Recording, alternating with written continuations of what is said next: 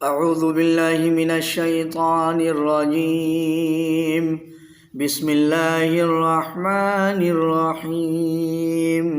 سبح اسم ربك الأعلى الذي خلق فسوى والذي قدر فهدى والذي أخرج المرعى فجعله غثاء أحوى سنقرئك فلا تنسى إلا ما شاء الله إنه يعلم الجهر وما يخفى. محترم حضرات، سامعین و ناظرین، ملت اسلامیہ کے پاسبانوں، بزرگوں، دوستوں، پردہ نشین ماؤں بہنوں، آج آپ کے سامنے میں نے جو آیتیں تلاوت کیں وہ سورہ اعلیٰ کی آیتیں ہیں. سورہ اعلیٰ کی آیتوں کو میں نے آپ کے سامنے پڑھا. انشاءاللہ تعالی آج سورہ اعلیٰ کی ترجمہ و تفسیر پڑھیں گے، سیکھیں گے، سمجھیں گے. سورہ اعلیٰ مکی صورت ہے. اس میں 19 آیات ہیں، اس میں 19 آیتیں ہیں. سورہ اعلیٰ قرآن مجید کے آخری پارے کی صورت ہے. قرآن مجید کے آخری پارہ عامہ پارہ کی صورت ہے. سورہ اعلیٰ کے تعلق سے نبی اکرم صلی اللہ علیہ وسلم کی حدیث ہے. سورہ اعلیٰ 87 نمبر صورت ہے، 87 نمبر کی صورت ہے. رسول اللہ صلی اللہ علیہ وسلم اس صورت کے تعلق سے فرماتے ہیں کہ رسول اللہ صلی اللہ علیہ وسلم یہ صورت اور سورہ غاشیہ عیدین اور جمعہ کی نماز میں پڑھا کرتے تھے.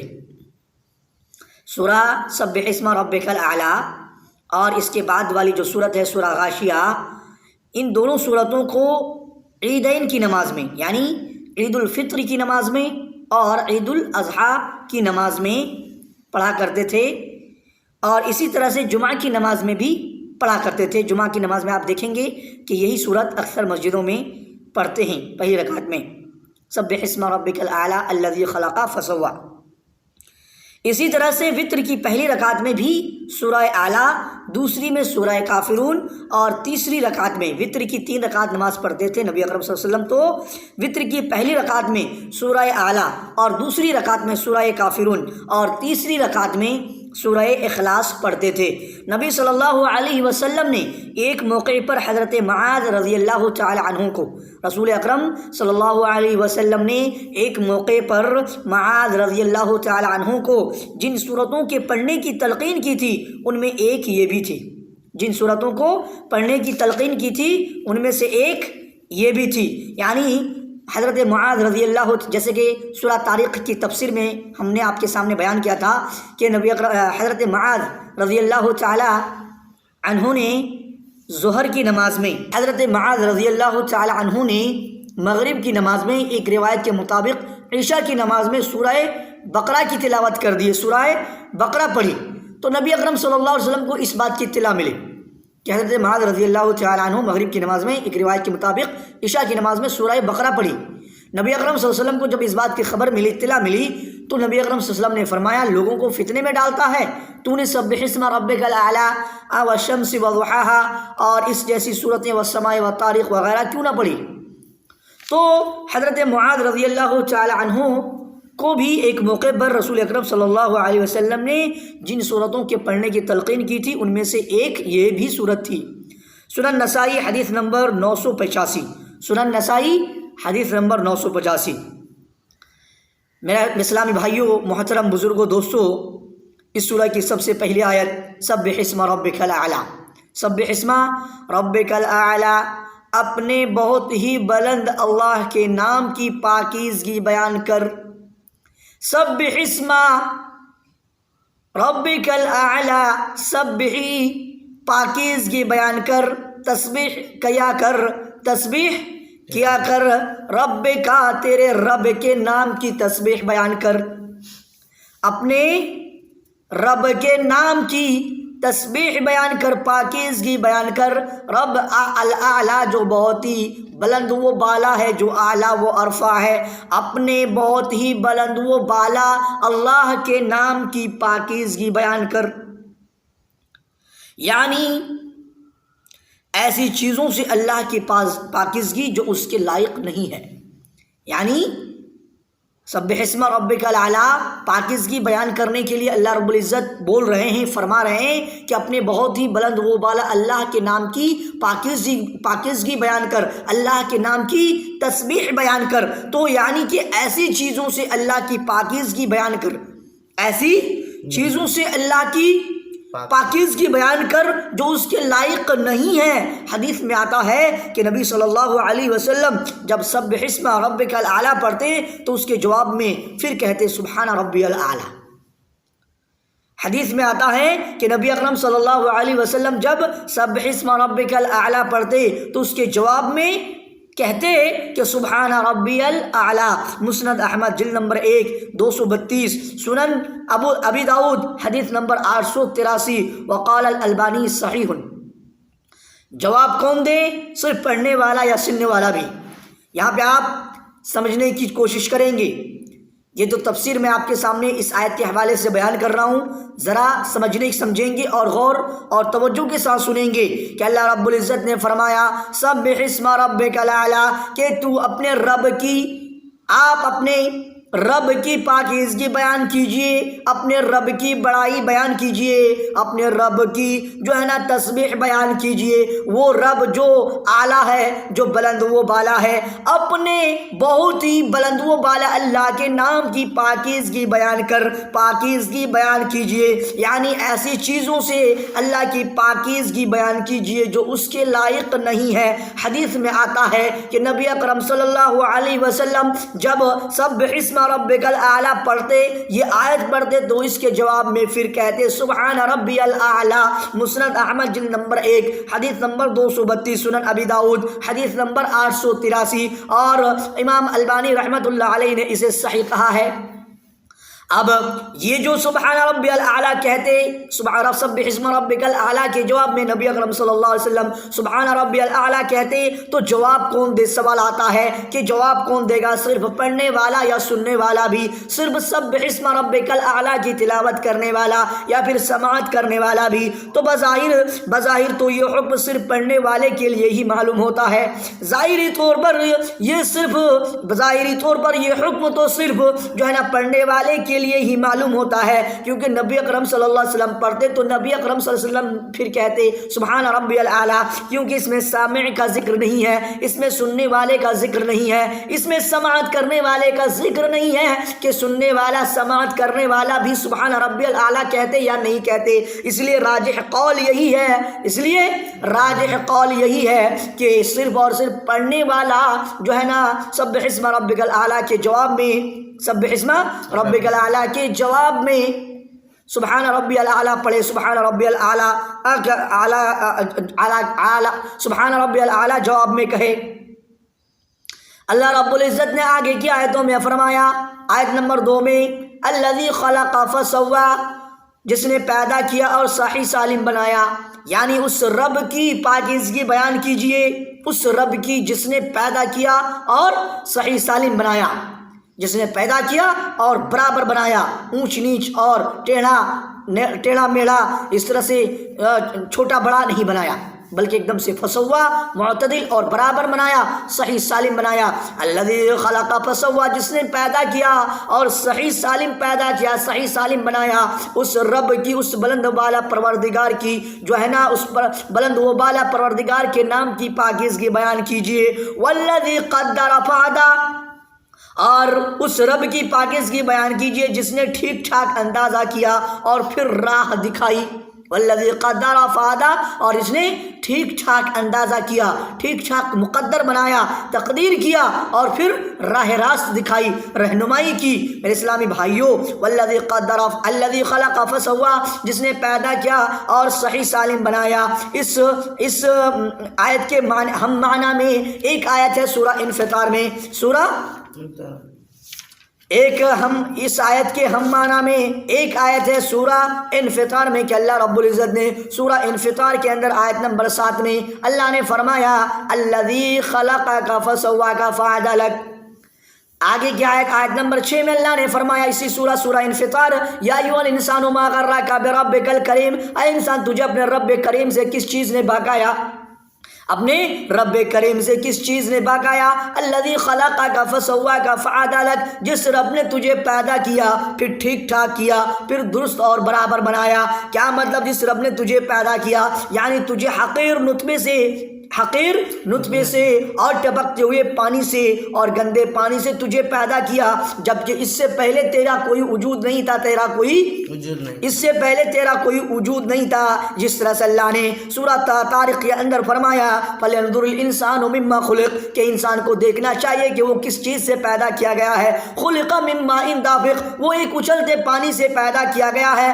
يَخْرُجُ مِن بَيْنِ الصُّلْبِ وَالتَّرَائِبِ، وہ پانی کہاں سے نکلتا ہے؟ تو وہ پانی جو پیٹھ اور سینے کے درمیان سے نکلتا ہے۔ انہ علی رجعہ لقادر، جس طرح سے وہ پیدا کر سکتا ہے، جس طرح سے وہ پیدا کرنے کی طاقت و قوت رکھتا ہے، بے شک وہ اسے پھر لانے پر بھی یقیناً قدرت رکھتا ہے، قدرت رکھنے والا ہے، دوبارہ سے زندہ اور دوبارہ سے لوٹانے پر قادر ہے، دوبارہ سے لوٹانے پر قدرت و طاقت رکھتا ہے۔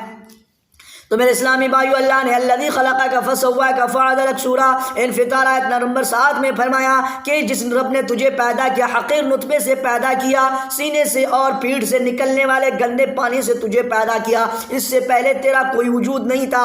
اسی طرح سے فسواک، پھر ٹھیک ٹھاک کیا مطلب کہ برابر کیا، یعنی تجھے ایک کامل انسان بنا دیا۔ تو سنتا ہے، دیکھتا ہے اور عقل و فہم رکھتا ہے، ہر چیز، جو بھی چیزیں تمہاری ضروریات کی تھی، جو بھی چیزیں تم کو جو ہے نا دنیا میں چاہیے تھا، اللہ تعالیٰ نے تجھے سب چیزیں اور ہر چیز دے کے پیدا کیا، ایک دم سے برابر اور فسوا کر دیا، برابر سے بنا دیا۔ اسی طرح سے فعدلک، پھر درست اور برابر بنایا، پھر درست بنایا، معتدل بنایا، یعنی کہ تجھے معتدل کھڑا کیا اور حسن صورت والا بنایا۔ تیری دونوں آنکھیں، دونوں کانوں، دونوں ہاتھوں اور دونوں پیروں کو برابر بنایا، چھوٹا بڑا نہیں بنایا، چھوٹی بڑی آنکھیں نہیں دی، چھوٹا بڑا ہاتھ نہیں دیا۔ اگر تیرے اعضاء میں یہ برابری، اگر تیرے اعضاء میں، تیرے باڈی پارٹس میں یہ برابری اور مناسبت نہ ہوتی تو تیرے وجود میں حسن کی بجائے، تیرے وجود میں تیرے اسٹرکچر میں، تیری بناوٹ میں جو ہے نا خوبصورتی کے بجائے بے ڈھبا پن رہتا، بدصورتی پن رہتا۔ اسی تخلیق کو اللہ نے دوسرے مقام پر احسن تقویم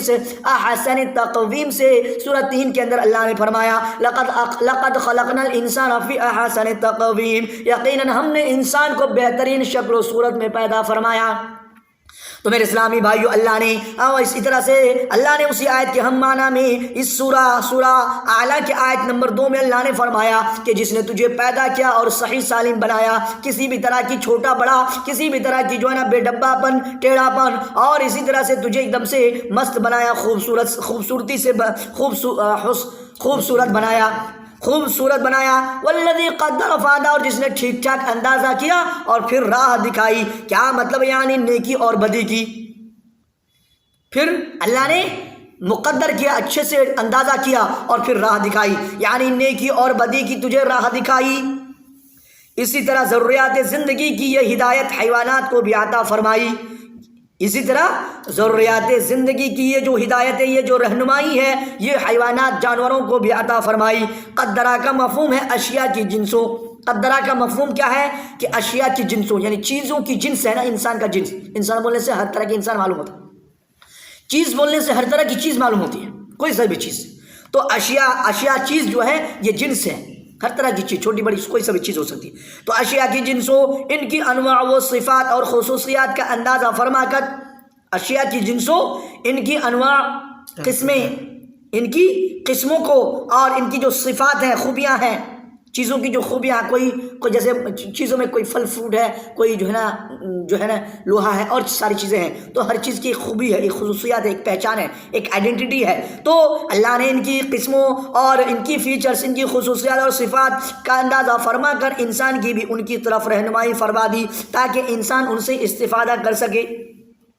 ان چیزوں کی خصوصیات کو، صفات کو، فیچرز کو اللہ نے جو ہے نا انسانوں کی ان چیزوں کی خصوصیات کی طرف انسانوں کی رہنمائی فرمائی، ان چیزوں کے بارے میں انسانوں کو عقل و فہم دیا، اور اسی وجہ سے جو ہے نا، اسی رہنمائی کی وجہ سے انسان جو ہے نا دنیا کی تمام چیزوں سے فائدہ اٹھاتا ہے، استفادہ کرتا ہے۔ اگر انسان کو اللہ تعالیٰ کسی بھی چیز کا عقل و فہم نہیں دیتا، کسی بھی چیز کے بارے میں ان کا علم میں نہیں لاتا، کہ یہ کیا چیز ہے، کیا ان کی صفات ہے، کیا چیز یہ بن سکتی ہے، اس سے ہم کیا فائدہ اٹھا سکتے ہیں. اس طرح کی اگر رہنمائی نہیں فرماتا تو انسان ہر چیز جو ہے نا ہر چیز بیکار پڑا رہتا، لیکن انسان فائدہ نہیں اٹھا سکتا تھا. والذی قدر فہدی، جس نے ٹھیک ٹھاک اندازہ کیا اور پھر راہ دکھائی. والذی اخرج المرعى، اور اس رب کی پاکیزگی بیان کیجئے جس نے تازہ گھاس پیدا کی.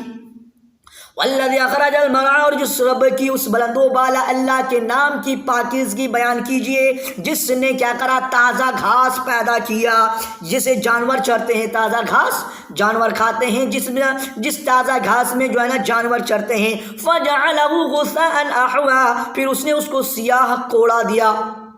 فجعلہ غثاء احوا، پھر اس نے اس کو سیاہ کوڑا دیا، یعنی گھاس خشک ہو جائے تو اسے غثاء کہتے ہیں. احوا سیاہ کر دیا، یعنی تازہ اور شاداب گھاس کو ہم سکھا کر سیاہ کوڑا بھی کر دیتے ہیں. کوڑا نہیں. فجعلہ غثاء احوا، اللہ نے آگے فرمایا پھر اس نے اس کو سیاہ کوڑا کر دیا. سیاہ کوڑا کر دیا کس کو؟ یعنی تازے گھاس کو. تازہ گھاس جب سوکھ جاتا ہے تو تازہ گھاس سوکھنے کی وجہ سے کالا پڑ جاتا ہے، کالا ہو جاتا ہے اور کوڑا بن جاتا ہے، کوڑا ہو جاتا ہے. گھاس خشک ہو جائے تو اسے غثاء کہتے ہیں. احوا سیاہ کر دیا، کالا کر دیا، یعنی تازہ اور شاداب گھاس، ہری گھاس جو ہے نا، اگر ہری گھاس کو ہم سکھا کر سیاہ کوڑا بھی کر دیتے ہیں، سکھا کر ہری والی گھاسوں کو جو ہے نا ہم سکھا کر سیاہ کوڑا بھی کر دیتے ہیں. سنقرئک فلا تنسى، ہم تجھے پڑھائیں گے پھر تو نہ بھولے گا.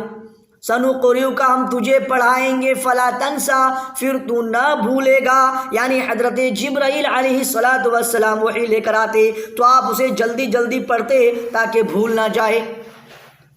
جب حضرت جبرائیل علیہ السلام نبی اکرم صلی اللہ علیہ وسلم کے پاس وحی لے کے آتے اور وحی جب اترتی، نازل ہوتی، تو اللہ کے نبی صلی اللہ علیہ وسلم اسے جلدی جلدی یاد کرنے کی کوشش کرتے، جلدی جلدی پڑھتے تاکہ بھول نہ جائے. اللہ تعالیٰ نے فرمایا اے میرے نبی، اے میرے پیارے حبیب، اس طرح سے اے میرے پیارے خلیل، اس طرح جلدی نہ کریں، اس طرح جلدی نہ کریں. نازل شدہ وحی ہم آپ کو پڑھوائیں گے، نازل شدہ وحی ہم آپ کو پڑھوائیں گے، یعنی آپ کی زبان پر جاری کر دیں گے، پس آپ اسے بھولیں گے نہیں مگر جسے اللہ چاہے گا. لیکن اللہ نے ایسا نہیں چاہا، اس لیے آپ کو سب کچھ یاد ہی رہا. بعض نے کہا کہ اس کا مفہوم ہے کہ جن کو اللہ نے منسوخ کرنا چاہے گا وہ آپ کو بھلوا دے گا. میرے اسلامی بھائیوں، محترم بزرگوں، دوستو، اس آیت کی مفہوم کو سمجھنے کی کوشش کیجئے. اللہ نے فرمایا سنقرئک، کہ ہم تجھے پڑھائیں گے، فلا تنسى، کہ کبھی تو نہ بھولے گا. کیا مطلب ہے؟ کیا پڑھائیں گے اور کیا نہ بھولے گا؟ تو حضرت جبرائیل علیہ السلام جب وحی لے کر آتے تو آپ صلی اللہ علیہ وسلم اس وحی کو جو ہے نا جلدی جلدی پڑھتے تاکہ بھول نہ جائے. اللہ تعالیٰ نے تسلی کے لیے جو ہے نا اللہ نے فرمایا اے میرے خلیل، اس طرح سے آپ جلدی نہ کریں، اس طرح سے آپ زیادہ پریشان نہ ہوئے. نازل شدہ وحی آپ کو ہم پڑھوائیں گے، نازل شدہ وحی آپ کو ہم پڑھوائیں گے، یعنی آپ کی زبان پر جاری کر دیں گے، ساری کر دیں گے.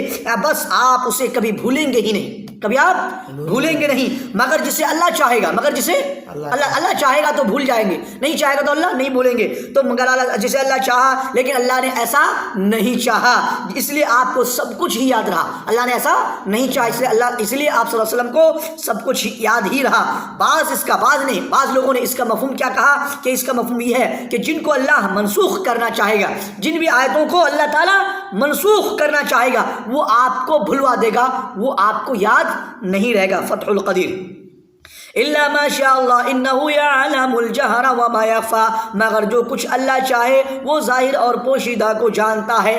الا ما شاء اللہ، مگر جو کچھ اللہ چاہے، یعنی ہم تجھے پڑھوائیں گے پھر تو نہ بھولے گا، مگر جو کچھ اللہ چاہے، اور وہ ظاہر دکھنے والی چیز اور پوشیدہ جو چھپی ہوئی چیز ہے، ساری چیزوں کو بھی اللہ تعالیٰ جانتا ہے، اللہ تعالیٰ کے سامنے ہے. اسلامی بھائیوں، یہ بھی عام ہے، یہ عام ہے.